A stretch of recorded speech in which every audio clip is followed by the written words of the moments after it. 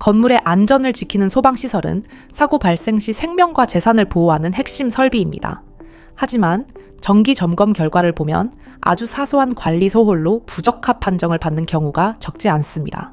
이번 내용에서는 현장 점검에서 가장 자주 지적되는 5가지 주요 사례를 간단히 정리해 드리겠습니다.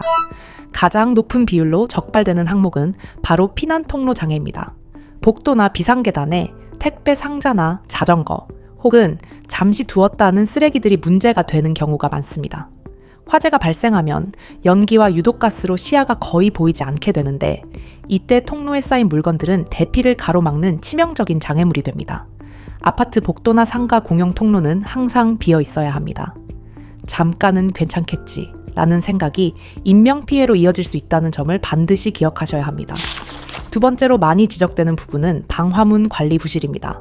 환기를 위해 문을 열어두거나 도어스토퍼, 흔히 말하는 말발굽을 설치해 방화문을 고정해 놓는 경우가 종종 있습니다. 하지만 방화문은 항상 닫혀 있거나 화재 발생 시 자동으로 닫혀야 제 기능을 합니다. 열려있는 방화문 사이로 퍼지는 연기는 질식 사고의 주요 원인이 되기 때문에 아주 위험한 상황을 만들 수 있습니다.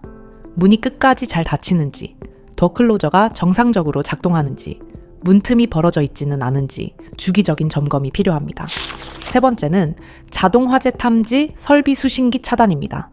경보가 자주 울려서 시끄럽다는 이유로 수신반에 연동을 꺼두는 사례가 현장에서는 의외로 자주 발견됩니다. 하지만 수신기가 차단되어 있으면 감지기가 화재를 감지해도 경보는 울리지 않고 스프링클러 같은 후속 설비도 작동하지 않게 됩니다.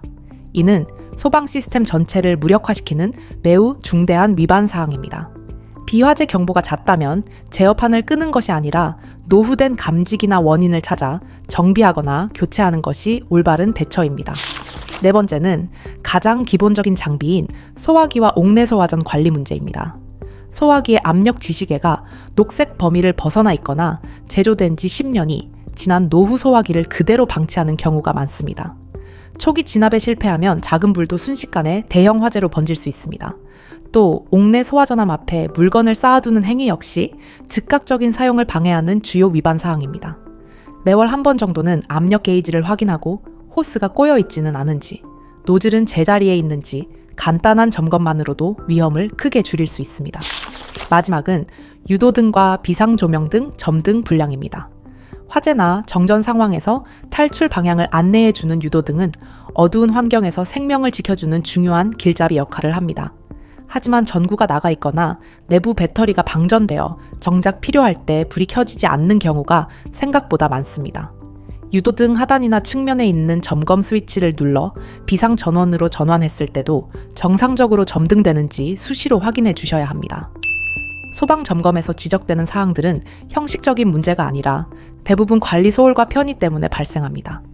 통로 정리, 방화문 관리, 수신기 가동, 소화 장비 점검, 유도등 유지, 이 5가지만 지켜도 건물의 안전은 크게 향상될 수 있습니다. 지금 이 순간 주변의 소방시설을 한 번 더 점검해 보시는 건 어떨까요? 영상 시청해 주셔서 감사합니다.